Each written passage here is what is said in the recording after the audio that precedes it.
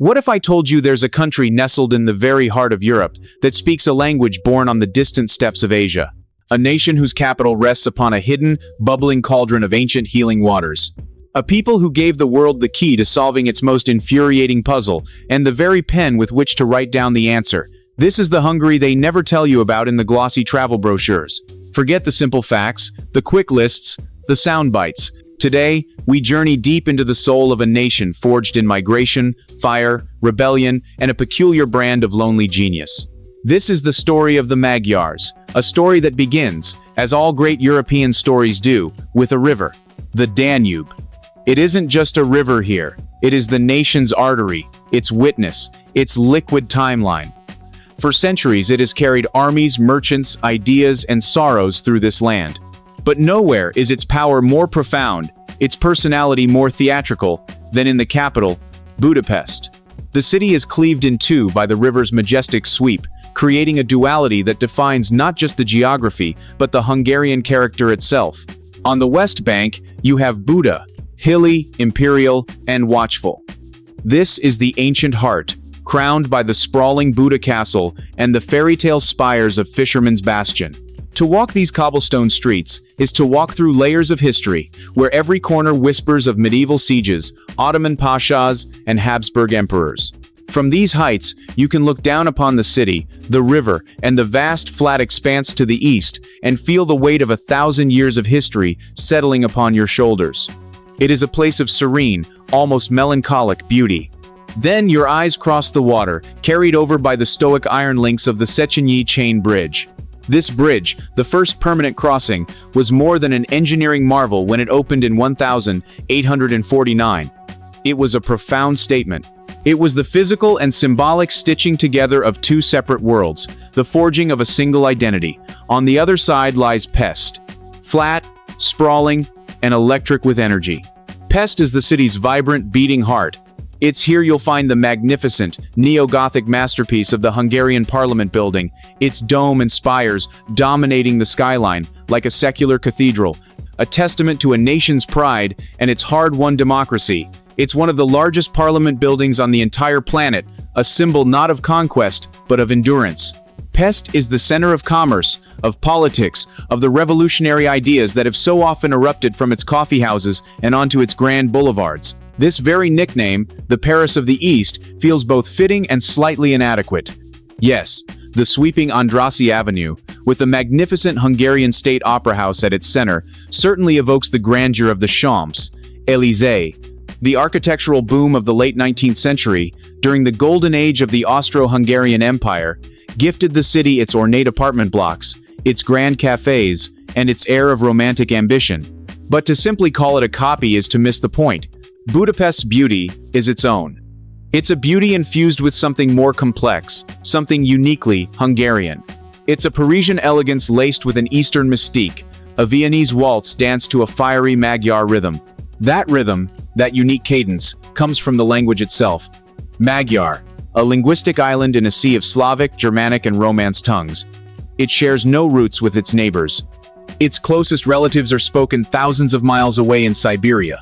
Hearing it for the first time is a bewildering experience. It's a cascade of unfamiliar sounds, a complex grammar where suffixes are piled onto words like building blocks, creating intricate new meanings. This linguistic isolation has profoundly shaped the Hungarian mindset. It fosters a unique way of thinking, a different approach to problem solving, and a fierce sense of identity. When your language is a fortress, it preserves a culture in its purest form. It also means that, to truly understand Hungary, you have to look beyond the shared European experience and appreciate a people who have always, in a fundamental way, stood alone. This sense of being other began with their very arrival. The Magyars thundered into the Carpathian Basin in 896, horsemen from the east, forging a nation long before the modern states of France or Germany were conceived. They were not invited, they conquered. And for centuries, their story has been one of survival, of holding this homeland against Mongol hordes, Ottoman armies, and Soviet tanks. This history is not confined to museums. It's etched into the national psyche. It explains the pride, the resilience, and a certain strain of beautiful, world-weary pessimism that runs through Hungarian art and music. It's a culture that understands that strength isn't just about winning, it's about outlasting. It is the deep foundational truth that underpins everything else we are about to discover, from the food they eat to the puzzles they create. The story of Hungary is a story of a people who have learned time and again to turn isolation into strength and tragedy into art. This unique national character isn't an abstract concept, it's baked into the very bricks and mortar of the capital. Budapest is a city that wears its history on its sleeve, a sprawling urban museum where the glories and the scars are equally visible. And to understand its deepest layer, you have to go beneath the surface, literally. Beneath the grand avenues and historic buildings lies a geological marvel, the world's largest system of thermal water caves. This subterranean labyrinth is the source of the city's most enduring identity, earning it the title, the City of Spas. The tradition of thermal bathing here is ancient, stretching back to the Romans, who first discovered the healing properties of these mineral-rich waters. But it was another conquering force, the Ottoman Turks, who, during their 150-year occupation, truly cemented the bathing culture into the fabric of daily life. They built magnificent hammams, some of which, like the Ruda's baths, are still in use today, their domed ceilings and octagonal pools transporting you back to another time. To step into a Budapest thermal bath, like the sprawling palatial Székényi baths, is to do more than simply go for a swim. It's a baptism into Hungarian society itself. You see life in all its forms. In the vast outdoor pools, steam rises like mist off a mythical lake, even in the depths of winter. Here, you'll witness the iconic scene of old men, their bodies submerged in the healing warmth, locked in intense games of chess on floating boards, utterly oblivious to the world around them. It's a perfect metaphor for the Hungarian temperament, a calm, meditative surface concealing a fiercely strategic mind. Inside, under Baroque domes, you navigate a labyrinth of pools of varying temperatures, steam rooms infused with eucalyptus, and quiet chambers where the only sound is the gentle lapping of the thermal water. It is a place of healing, but also of communion. Business deals are struck, friendships are maintained, and families gather. The baths are the city's communal living room, a democratic space where the anxieties of the outside world are washed away, leaving behind a shared sense of peace. But as you emerge from the timeless tranquility of the baths, you are thrust back into a city defined by the grandeur and turmoil of a more recent empire. The Austro-Hungarian Compromise of 1867 ushered in a golden age for Budapest, a period of explosive growth and artistic flourishing that shaped the city we see today. This is the era that built the grand boulevards, the opulent coffeehouses, and the monumental public buildings. It was a conscious effort to rival, and perhaps even surpass, Vienna. The Hungarian State Opera House is a perfect example, a neo-Renaissance jewel box, dripping with gold leaf, marble, and velvet. To sit in one of its plush red seats is to feel the immense pride of a nation, asserting its cultural dominance. This was the stage for Liszt and Bartók, a temple to the arts that declared Hungary as a great European power. The city's famous coffeehouses, like the New York Cafe, were not just places to drink espresso, they were the nerve centers of intellectual life. In these smoke-filled, chandelier-lit halls, poets, journalists, and revolutionaries debated the future of the nation, their passionate arguments fueled by caffeine and cake. Yet, this gilded age was a thin veneer over a society, wrestling with its identity, and it was shattered by the brutal realities of the 20th century. To truly comprehend the soul of modern Hungary, you must walk to a nondescript building at 60 Andrassy Avenue. Today, it is known as the House of Terror. The name is not hyperbole. This building served as the headquarters for the Hungarian Arrow Cross Party, the country's Nazi collaborators during World War II. After the war, it was taken over by the communist regime's dreaded secret police, the AVH. It was a place of interrogation, torture, and death under two successive totalitarian regimes. Visiting the museum today is a profoundly unsettling experience.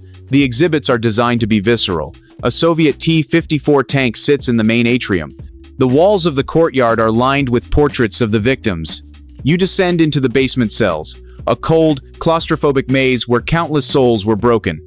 The museum is a deliberate and unflinching confrontation with the darkest chapters of the nation's past. It is a testament to the Hungarian people's decision not to forget, but to bear witness, to ensure that the ghosts of fascism and communism are never allowed to rest in peace. Out of this very darkness, however, springs one of Budapest's most vibrant and life-affirming creations, the Ruin Bar. The phenomenon was born in the early 2000s in the historic 7th District, the Old Jewish Quarter. This neighborhood was devastated during the Holocaust, its population decimated, and was then left to decay for decades under communism. The buildings were crumbling, abandoned, and haunted. But instead of tearing them down, a generation of young Hungarians saw an opportunity. They moved into these derelict apartment blocks and courtyards, not with construction crews, but with mismatched furniture salvaged from flea markets, eclectic art installations, and a simple bar. The first and most famous, Simple Kurt, is a sprawling labyrinth of interconnected rooms, open-air courtyards, and bizarre decorations. A Trabant car converted into a seating booth, old computer monitors flashing psychedelic patterns, plants growing out of ancient bathtubs. There is no pretense, no velvet rope. There is only a raw, creative energy. The ruined bars are more than just a place to drink. They are a symbol of resurrection. They are a powerful statement that from places of ruin and sorrow, new life, new art, and new communities can grow. It is the ultimate expression of the Hungarian spirit, resilient, resourceful, and relentlessly creative in the face of decay. To truly know Hungary, you must leave the magnetic pull of the capital behind. For as much as Budapest is the nation's brain and heart, its soul resides in the vast, open country, in the shimmering waters of its great lake, and in the kitchens of its grandmothers. As you travel outwards, the urban symphony fades, replaced by a quieter, more ancient rhythm. Your first stop must be Lake Balaton, the largest freshwater lake in Central Europe. To the landlocked Hungarians, Balaton is nothing less than the Hungarian Sea. It is the nation's summer subconscious, a place of shared memories, of first loves and family holidays.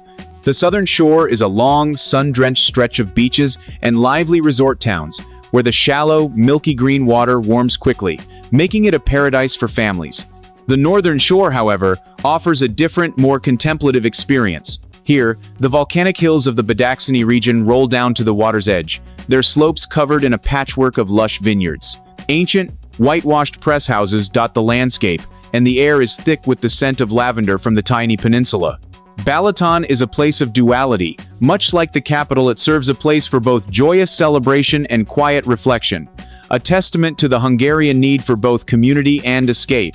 Travel further east, and the rolling hills flatten into something else entirely, the Great Hungarian Plain, the legendary Puszta.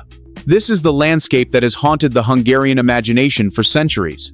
It is an endless expanse of grass and sky, a horizon so vast and unbroken, it can play tricks on the mind, conjuring shimmering mirages in the summer heat. This was the Sea of Grass that the first Magyar tribes claimed as their own, and it is here that their equestrian soul still roams free. On the plains of Hortobágy, you can still witness the living descendants of these horsemen, the legendary Székely Kosák. Watching them is like watching a historical document come to life. Dressed in their traditional loose-fitting blue linens, they perform feats of horsemanship that seem to defy gravity, galloping across the plain while standing upright on the backs of two horses.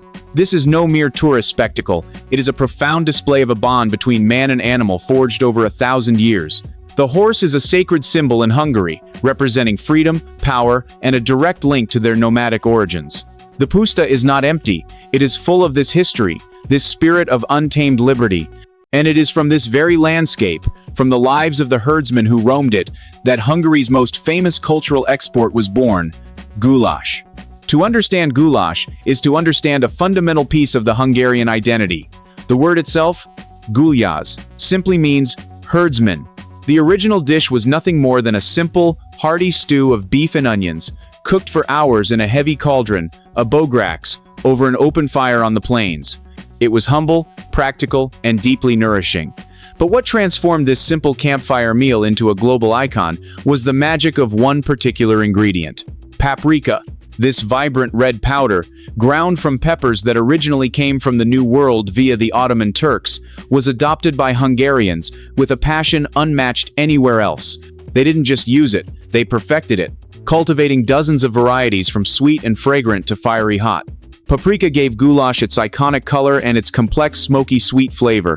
It became the culinary soul of the nation. Today, the dish represents a journey from the rustic simplicity of the Puszta to the refined kitchens of Budapest, a perfect symbol of a culture that honors its humble roots while aspiring to elegance. This passion for cultivating the unique flavors of the land extends from its spices to its wines. In the northeast of the country lies the Tokaji region, a landscape of volcanic soil and misty river valleys that create the perfect conditions for a miracle of nature. Here, a benevolent fungus known as Botrytis cinerea, or noble rot, attacks the grapes, shriveling them on the vine, concentrating their sugars, and producing an elixir of unparalleled complexity. The result is Tokaji Azu, a golden-hued dessert wine so exquisite that Louis XIV of France famously declared it the wine of kings, the king of wines. The painstaking process of harvesting these individually selected, rosine-like grapes is a labor of love that has changed little in centuries. To taste a great Tokaji is to taste history itself, notes of honey, apricot, and marmalade, balanced by a searing acidity that promises it can age for 100 years or more. It is the liquid embodiment of Hungarian exceptionalism, a treasure born of a unique climate and an unwavering dedication to quality. But the nation's viticulture is not a one-trick pony. From the deep, robust bull's blood of Eger to the crisp whites of the Balaton highlands, Hungarian wine culture is as diverse and complex as its history, a story of the land told through the grape. It is another reminder that in Hungary, the earth itself is a partner in the creation of culture. This deep connection to the land, this reverence for tradition, and this complex, often turbulent history has cultivated something remarkable in the Hungarian people, a unique and powerful way of thinking. It's a mindset that seems perfectly engineered to solve problems, to see the world from an unconventional angle. You have to wonder if it's the linguistic isolation, the need to invent their own solutions in a world that didn't speak their language, that fostered such a potent strain of ingenuity. And there is no better symbol for this Hungarian mind than a small, colorful plastic cube that has tormented and delighted the world for decades. In 1974, an architect and professor named Ernő Rubik was trying to create a teaching tool to help his students understand 3D geometry. He wasn't trying to make a puzzle, he was solving a structural problem. How could the blocks move independently without the whole cube falling apart? When he finally succeeded, he had created a paradox, an object that was fluid yet solid. And in trying to restore its original colored state, he realized he had accidentally created one of the most brilliant puzzles ever conceived. The Rubik's Cube is the perfect metaphor for the Hungarian intellect. It is logical, mathematical, requires pattern recognition, and demands that you see a single problem from multiple perspectives simultaneously. This talent for practical, world-changing invention is a recurring theme. Decades before the cube, a journalist named Laszlo Biro grew frustrated with his fountain pen. It smudged, it leaked, it required constant refilling. He noticed that the ink used in newspaper printing dried almost instantly. Why couldn't he put that kind of ink in a pen? The problem was that the thick ink wouldn't flow through a traditional nib. His solution, developed with his brother, a chemist, was brilliantly simple. A tiny ball bearing at the point of the pen that rotated, picking up ink from a cartridge and rolling it onto the paper. The ballpoint pen was born. It revolutionized writing, making it accessible, clean, and reliable for billions. Like the cube, it was a solution born from frustration, a testament to a mindset that refuses to accept that something can't be done better. This intellectual firepower reached a legendary peak in the mid-20th century, with a group of brilliant Hungarian scientists who fled the turmoil of Europe for the United States. Men like John von Neumann, a pioneer of the digital computer, Leo Szilard, who conceived of the nuclear chain reaction, and Edward Teller, the father of the hydrogen bomb. Their genius was so profound, their accents so thick, and their way of thinking so alien to their American colleagues that they were given a nickname, the Martians. The name was a joke, but it held a kernel of truth. They seemed to possess an intelligence that was almost otherworldly. They saw the fundamental architecture of the universe in a way others couldn't, a perspective perhaps honed by a language that structures thought in a completely different way. These men didn't just contribute to science, they laid the very foundations of the atomic age and the information era we live in today. They were the ultimate expression of the lonely genius that this small, isolated nation seems to produce in astonishing numbers. This relentless drive isn't confined to the laboratory. It's also on full display in the sporting arena. Look at the Olympic medal tables. Hungary, a nation of fewer than 10 million people, consistently punches far above its weight, holding the record for the most gold medals won per capita among countries that have won at least 10. This fierce competitive spirit is perhaps best embodied in their historic dominance of water polo, a brutal, physically demanding sport that is as much a chess match as it is an athletic contest.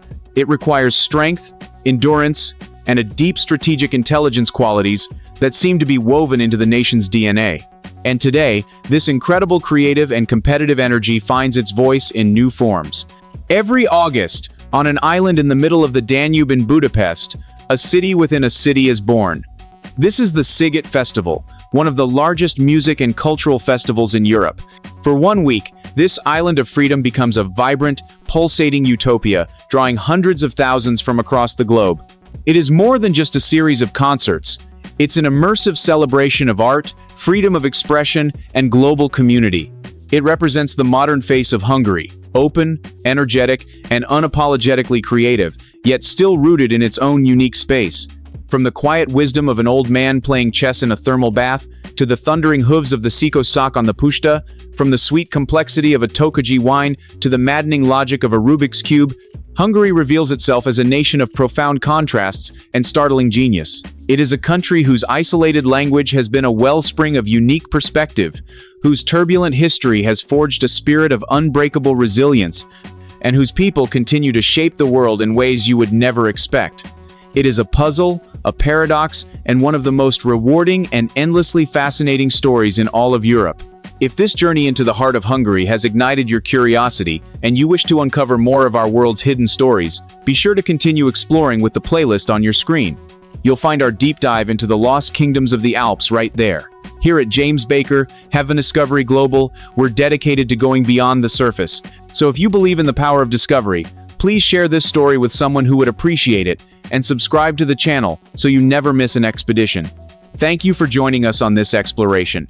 May your own journeys be filled with discovery, and may you always have the curiosity to look for the stories that are never told.